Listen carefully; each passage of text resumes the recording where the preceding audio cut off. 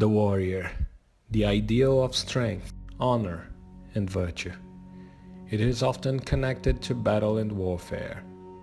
It is such a strong symbol that it is associated with these values since before recorded time. In the modern age, it is depicted in a variety of ways. What is the true nature of this glory found in battle? Can it be simply the triumph, or is there something profound to look at? Let's look at it together and try to understand why the glory of the warrior is the battle.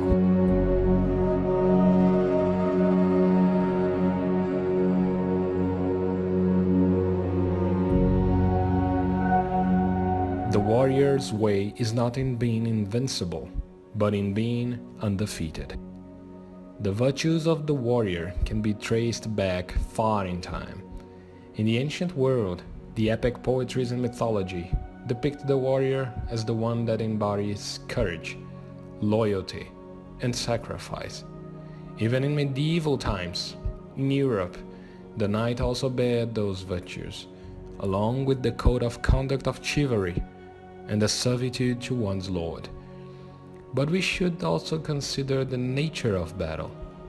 What value does the warrior have, if not to achieve glory through conflict?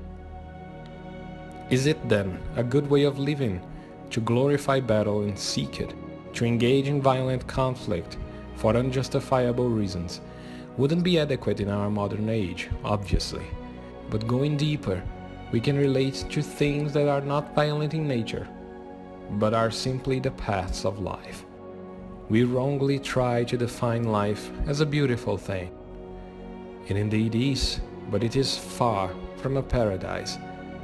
The beauty of it comes from the hardship it poses to us and how it feels to walk closer to victory and to the glory of our own battles. War is an ugly thing, but not the ugliest of things. The decayed and degraded state of moral and patriotic feeling, which thinks that nothing is worth war, is much worse. More than often, the battle is internal. The greatest foe to defeat daily is in our mirror. And it's not a cliché, as it is a fundamental truth. We don't need external enemies, although it is inevitable not to make them through life. But the most valuable lessons come from defeating our own demons. Should we really strive for peaceful resolutions? Looking from this perspective, the procrastination you made today was such a peaceful resolution, you say. Is it worth your time, really, to be this lazy? The idea of glory in battle also raises questions about the psychology of war. Why do soldiers willingly put themselves in harm's way? And what drives them to fight? Is it a desire for personal glory? Or a sense of duty to a larger cause? What is the impact of war on the human psyche, both for those who fight and for those who witness it? It is interesting to note the sense of human that this archetype brings to play. In the means of Leonidas, with "then we'll fight in the shadows," or to dine in hell. It is, as Pressfield said in his book, a reserved humor, not because one is careless about the situation ahead, but because one knows it is ahead, and that it will be difficult, but one that he also knows that they will face it anyways. It's like a build-up, setting up your mind correctly to face the challenge. More than often, we lose opportunities, simply for not being centered correctly to take them. Happens all the time, but requires a very disciplined mind to actually see it happening. A warrior gets good at knowing the right moment to make a move and get over their enemies. In war, there are no unwounded soldiers. Should be noted that we should not try to ignore this urge for something. Be it a peaceful life at home, to build a family, or the success in your career. This battle is the life of life itself. What we care for only has value because of not only the finitude of life, but also because of the hardships surpassed to get to it. and this battle may cost yourself. We are hardly the same after victory. The journey for glory transforms us. It is a good way to trace it back to the beginning of our video.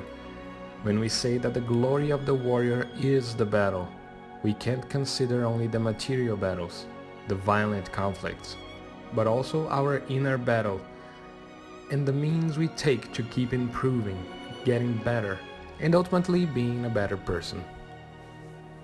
It is against life to refuse to fight for something. Life passes over who stand still and end up lazing for too long. This mentality helps maintaining good rhythm and to not lose sight of goals, and not to be left behind by society, be it work, finances, family care, and all that is important to you. The soldier above all others prays for peace, for it is the soldier who must suffer and bear the deepest wounds and scars of war. In conclusion, the statement, "The glory of the warrior is the battle," raises a number of philosophical questions about the nature of conflict and the cost of it in the modern age. While the warrior ideal may embody virtues, such as courage, loyalty, and sacrifice, we must also acknowledge the complexities of life and the profound costs it entails. As we continue to grapple with these questions, we must strive to find ways not only to resolve conflicts peacefully, and to honor those who sacrifice themselves for a larger cause, but also acknowledging the true nature of the warrior of each day in all of us, and the impact it has on the world out there. All wars are civil wars, because all men are brothers. If you liked today's reflection, please leave a like, share, and subscribe. Keep opening the gates of knowledge in your life.